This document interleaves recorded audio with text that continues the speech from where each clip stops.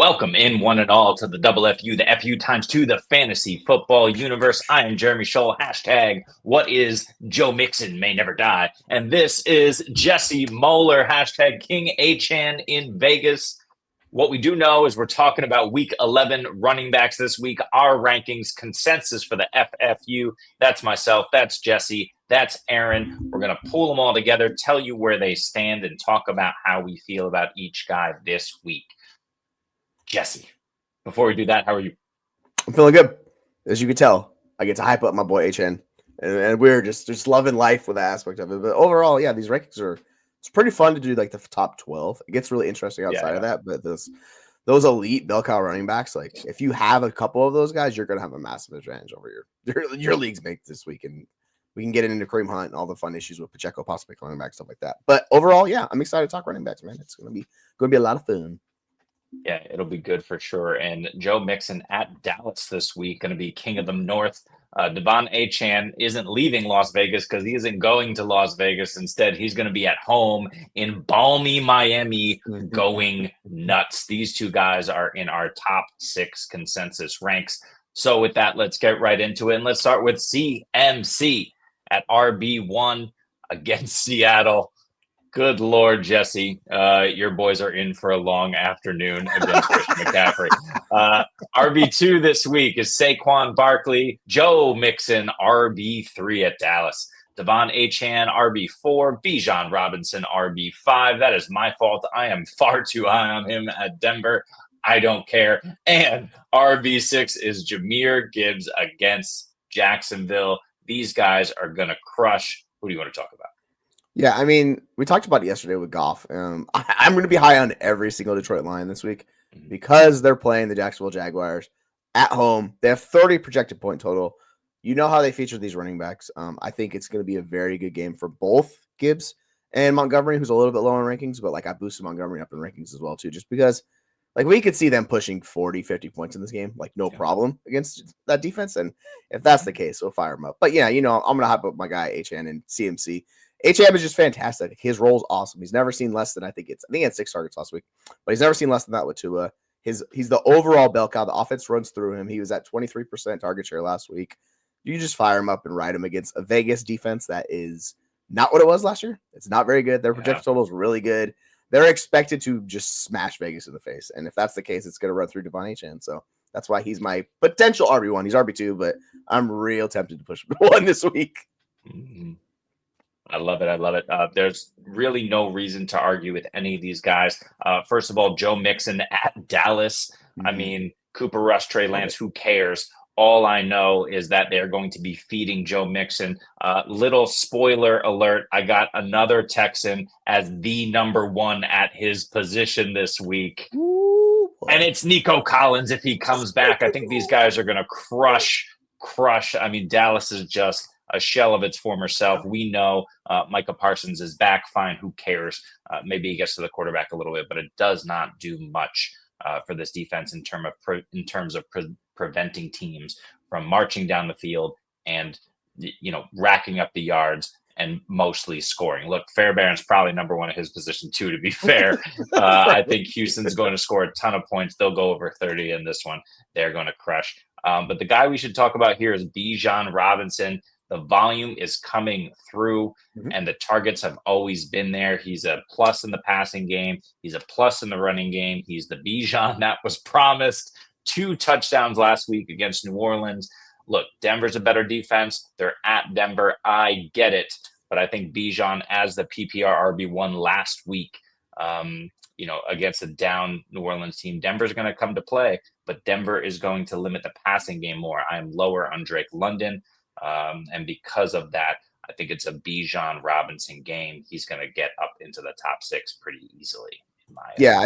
I think you could definitely do it with Bijan. And if you look at how they play defense, like they're able to get got kind of in the receiving game by running back. So I think that's more or less how Bijan gets there because they only give up little low 80s to running backs for rushing yards. So depending on how they split this work, and hopefully they don't give Algier more work than he really needs in this game, and they let Bijan cook. It's a worse matchup, so just a little bit lower. I'm having him at 7, but yeah, it feels it's hard to kind of put him there. But you just look at the rankings and you're like, yeah, I don't really want to put these other guys because Kyron's in a smash matchup. These other guys are Yeah. a really, really good matchup. So it's just kind of one of those weeks where it's like, well, just show us what you got, Bijan. Do what you did last week. We'll be set. Love it. Absolutely. Let's move on to the next tier of running backs here. We start with number 7, Alvin Kamara, Derrick Henry at 8, Kyron at 9, Brees Hall 10, Kareem Hunt at 11 because he's playing Buffalo, Jonathan Taylor at 12, rounding out the RB1s. Who do you like here, Justin? I like a lot of these guys. Like, this is what I was talking about with having these high-end running backs. It really, like, you could make the case maybe Kareem Hunt's like kind of the most sketchy of them because of his role, just how inefficient he's been. But guess what, man? It's Buffalo. Buffalo's the cure-all for running backs. They play him. And the Chiefs just want to give him every freaking goal line role possible touch. Like, it's just like, hey, we're getting it inside the 5-yard line. Who's going to get the ball? Oh, yeah, Kareem Hunt. And I think the way that it works when Pacheco's coming back, they want to limit his touches, right? They don't want to just throw him into the role. Even when they're splitting work, Kareem Hunt's going to be the goal line Mac more than likely in this offense. So long term, I'm not too worried about it. But in this matchup, I'm expecting 20 plus touches from him again. He's locked in. And then we talk with these other guys, right? Like where it's Derrick Henry, a bad matchup against Pittsburgh. They still have a really high projected total, 26 points. So like with Henry, you're going to knock him, but you can only knock him so far because of his role. And even in bad game scripts, he still gets 15 touches. More than likely, he's like the high end odds to get a touchdown, right? So with these guys in this range, even if you have them and you're a little bit worried, you're still firing them up. Like there's no concerns with these RB2s. Yeah, for sure. And especially Brees Hall is the one I want to highlight here. He's our consensus 10. I have him at 8. Look, Indianapolis is a bit more stingy on to opposing running games than they are to the receiving games you can throw all over Indy. I think Aaron Rodgers is going to go nuclear in this game, but I think a lot of that will have to do with Brees Hall. I think he gets there in the passing game, just like Bijan. These are the guys that we bet on preseason to have a massive role in the passing game. They've shown it sometimes, but I think they're both in matchups this week where they're going to show off what they can do as receivers out of the backfield. So I think Brees is in for a big game as well. Yeah, they don't give up as much receiving yards to running backs, but they've been gouged in the past and the rushing, like on the ground. A lot of that, the defense is kind of shifted. They got their guys back there a little bit better, so it's not the best matchup in the world, but it's Brees Hall. As long as Todd Downing realizes he's their best running back, which he should know this by now, like give him 20 plus touches, let him cook. Brees could have a very, very good day. I do not want to hear any more about Braylon Allen. Let's just leave him on your fantasy bench. Leave him on the reality bench. Good back. You know, he can spell them, but get him out of those goal line scenarios, please. Josh Jacobs coming in at RB13. This is our tier 3 of running backs. Kenneth Walker, KW9 at, or K9. What does he go by? I don't know. KW3, K9, who knows? Whatever you want to call Walker it. Is RB. I might want to call him RB14 this week. Chase Brown at RB15. James Cook, RB16 against those Kansas City Chiefs. To David Montgomery at RB17 and Aaron Jones, provided he's healthy and sees the majority of the workload, at RB18. I like him there, but we're going to watch the practice reports for the rest of the week. Yeah, I'm with you on Jones. Like, you just have to pay attention with it because his role is really good when he's healthy and on the field. They love him, and he's clearly their best back. So if he does miss this game, we'll have Cam Akers. You can play Cam Akers, but like it's definitely a reduced role compared to what he does. What's interesting, I think, is Chase Brown this week because Chase Brown's role has been fantastic. But he goes against the Chargers, and that's one of the worst defenses to play for fantasy running backs. Like, they are nightmares. The Chiefs and Chargers, they're like, it's 10 points for the Chargers and 8 points for the Chiefs. So if you have a running back going against those teams, they just shut you down. They don't give up receiving yards. They give up a little bit more rushing yards than Kansas City, which is interesting how Kansas City gives up almost no rushing yards, but that's a whole other thing. But overall, when you're in matchups with these, you just have to knock him down a little bit. You're just hoping he gets the volume that he's gotten the past 2 weeks. It's going to be a floor play. But the nice thing about the Chase Browns of the world and these guys, these explosive monsters, they just need one play, right? If he gets a broken play, like he could take it to the house. So there's always that upside scenario attached to him, even at a lowered cost this week. To your point on Chase Brown, 32 and 21 touches over the last few weeks, but he's been going off in the receiving game. I hear you in terms of the Chargers not giving up much in the receiving game, but they're going to have to use him there. They've been using him there. I think what's nice is we'll see what happens with T. Higgins if he returns. If that's the case, I think there's a lot more to pay attention to in the secondary there, which the Chargers are going to have their hand full regardless of if T comes back or not. So Chase Brown could be sneaky play, even though they're good. And then we have these guys back to back playing the Kansas City Chiefs as my as things shut down on me here. Yeah, James Cook.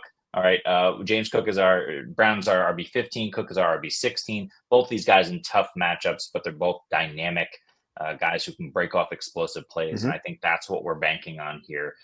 Even in tough matchups, you just fire these guys up no matter what. Yeah, you just live with it. You kind of know, like with Cook specifically, his role is just not the best because he doesn't get all the receiving work and sometimes doesn't get the goal line touches, but it's been better than it has in the past. I'm looking at rankings and like I need to move Dobbins up because like Dobbins is too low against Cincinnati's defense. So I probably need to flip those guys. But overall, yeah, that's kind of that range we're talking about. Let's move on to tier 4. This starts with Ramondre Stevenson at RB19, DeAndre Swift at 20, J.K. Dobbins 21, Austin Eckler at 22, Tony Pollard 23, and Nick Chubb 24. Quickly on Austin Eckler, I think we're assuming that Brian Robinson is going to be out again. Yeah, that's kind of the scenario. I want to see how this plays out. I had a really hard time ranking those guys because of that situation. Yeah. So I'm waiting to see. I have them basically back to back in my rankings. I'm kind of like just pushing it off till another day till we get more information on this. If you're going against Philly, like you can get Philly's defense in. So if either one of these guys has the entire role, so if it's Eckler by himself, you know what he's going to do. If it's Robinson, like it's not as likely just because he's not the pass catcher. So I would prefer if it's just Eckler. But if they're splitting, they're going to be in the mid to low 20s just because Philly's defense is tough, but you could still get them on occasion. Absolutely. Tony Pollard is facing a tough string of defenses here. He gets Minnesota this week. It's not a terrible matchup, but it's not a great matchup. But it's something to consider with Tony Pollard. I like him long-term, especially in the fantasy playoffs. But look, you're playing a volume game here with Tony Pollard. Minnesota, Houston, and Washington, not great. Not bad, but not great. Jacksonville, Cincy, Indy, Jacksonville after that. So you're just holding on to Tony Pollard and praying you make the playoffs. Not a good showing last week, and Tajay Spears mixed in a ton. We'll have to see if that maintains. But Tony Pollard did leave short briefly in that game with an injury. So I wonder if they rode Tony Pollard, as we've been saying, the hot hand, but also because of the Pollard injury. So just something to watch there. He's our RB23 this week. Yeah, I'm very worried about Tony Pollard this week because they've talked about they wanted, since I think before Spears came back last week, they talked about they want to integrate Spears more into the offense. So what happens? They're basically splitting snaps and doing that. Now the injury played a little bit into it. It's also not a good matchup against Minnesota. So ideally, I just don't want to play Tony Pollard this week if I can pivot off of him because he's outside my top 25. I'll probably push it down a little bit. Yeah, it's just I'm a little worried. Like you could tell talking about it. It's not the best play this week. We'll see how it shakes out. Hopefully it kicks back to what he was before where he was, getting a bunch of work. I think so, but especially in the fantasy playoffs with that sweet schedule, you were firing both of these guys up in the flex. Go ahead. No problems there. Let's move on to our tier 5 at RB25. We have Brian Robinson because we're both high on him because we're assuming he plays this week. We will find out. Again, another guy we're monitoring practice reports. Hey, this is the state of running back in fantasy football these days. Always monitor the practice reports. Audric Estime, RB26 right now for us with Atlanta. Spiciness. I love it. Travis Etienne at RB27 against Detroit. Tough matchup. We'll see. Najee Harris, RB28. Jalen Warren, back-to-back these Pittsburgh backs at RB29. And Rico Dowdle, how the mighty, if you can call him mighty, have fallen. The Dallas starting running back and the only back worth anything in the backfield in Dallas at RB30. Yeah, when we talk about ugly volume plays, that is Rico Dowdle. I picked him up in one of our pirate leagues because I had both Tyrone Tracy and Chase Brown on a bye this week, and I was like, I have no running backs to play. Like, all right, let's go. We're gonna play ugly volume. But a couple of these guys, I really don't want to play ETN. It's a terrifying matchup. The one thing about ETN is he's going to be the pass catcher, so at least he can get there. Like, I'm not touching Bigsby this week. Like, that's just a nightmare scenario because they're going to be trailing this entire game. Yeah, you can't. The Detroit Lions defense is atrocious up front. Good luck running on them. Overall, it doesn't sound great. I will say, though, Audric Estime is the one I'm kind of bullish on because they have a good projected total. They should be in this game throughout. And we saw last week how they were using them. They were like, all right, see you, Javonte. Yeah. Like, this is Audric's early down role. So he's going to have the early down work. He's going to have the potential for getting the goal line work on top of it. So it's not the super high ceiling unless he gets multiple touchdowns, but he's a nice RB2 floor play for you. So if you're pivoting and you're unsure who you want to go in this range, I'm fine rolling out Estime. Yeah, and we saw Denver should have won that game against Kansas City. Everything was lined up. They trusted Estime super late as they were trying to run out the clock. to give him a couple of handoffs right before they kick that field goal. So that's super encouraging to me. They trust him. We see it with the volume, but we also see it with the trust in key situations. So Estime is an awesome pivot for you if you need him. The other guy I want to talk about quickly is Najee Harris. He got the volume again last week out of the bye against Washington, 21 carries. He only turned that into 53 yards. Yikes. Jalen Warren was healthy. He was doing Jalen Warren things and helping to contribute. But now they get Baltimore. It's just a rough matchup. If you had to, I mean, I think we both have Najee slightly ahead, but I don't think we'd be surprised if Jalen Warren outscored him significantly this week, would we? Yeah, that's kind of what I was looking at. Like, I have Najee at RB25 and Warren's at 29, and I'm more than likely going to flip them in this game. The one difference is, Najee gets the goal line looks, and Baltimore's defense can get gouged in the passing attack. So I'm expecting them to give up points, and Russell Wilson hit the big plays. But how this really works out for Najee is you need them to have a deep play with inside the 5-yard line, have a catch there, go down, and then Najee can get a goal line carry, because I don't expect Najee to break big plays against this defense on the running attack. So overall, I'm more than likely want to play Warren, so that means I need to flip my rankings where I'm having Warren, because like you talked about, they were basically splitting work. Najee got more carries, but Warren was on the field a lot. And against Baltimore's offense, they're probably going to be trailing because Baltimore's offense is a unit. But the Pittsburgh's defense is really good, so I'm curious to see how this game shakes out. I don't mind playing either one of them in this range. Just a little treacherous with Najee, I would say. It should be good. And Rico Dowdle, we said he's our RB30, but Rico Dowdle was also the leading yards getter for the Dallas Cowboys. That includes Cooper Rush. Rico Dowdle outgained the yards that Cooper Rush threw through the air last week and managed over 4 yards a carry. So look, Rico Dowdle against a lesser front than Phillies in Houston, potentially without Will Anderson. Again, we'll see if he suits up this week. Rico Dowdle could be that ugly volume play that gets you through on a nice little flex day. So we'll see. Don't be terrified to play Rico, but obviously if you have better options, that's what you want to do.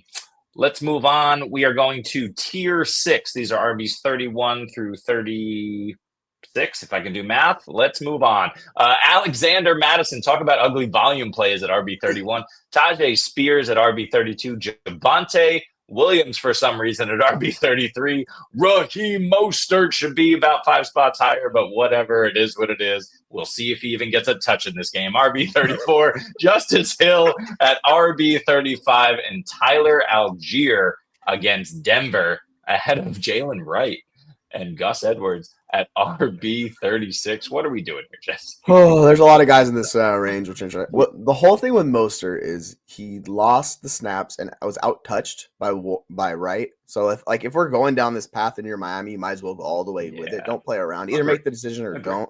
If you like him, do it. So I have Wright above Mostert this week. I just want to see how it shakes out.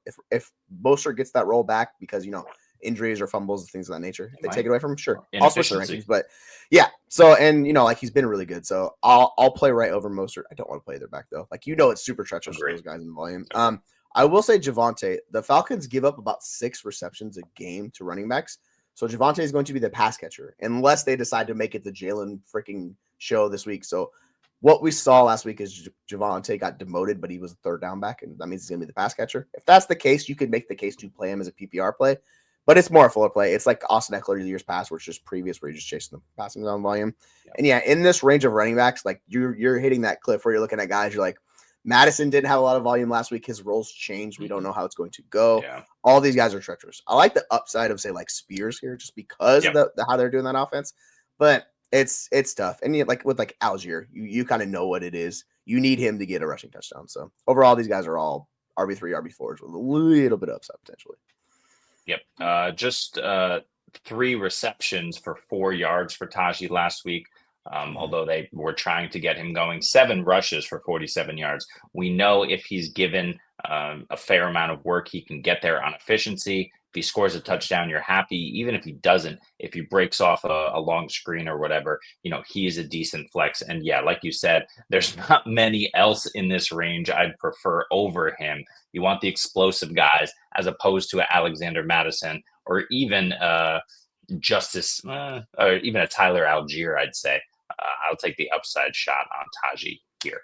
Let's move on to our tier 7 backs. This is RB 37 to 42. Jalen Wright, Gus Edwards, Cam Akers. Some good names here. Zach Charbonnet, because why not? Even though he's getting no work, he might. We'll see. Samaje Perine and Ray Davis against Kansas City. I think this is the last tier we'll talk about, and then we can just mention guys we like. But anybody here kind of pique your interest? I mean, yeah, Cam Akers upside like that just because of the potential injuries, right? With Aaron Jones, you can slot him in there. I will say P. Ryan, that's like the default Pacheco ranking. I want to see how this goes with those guys.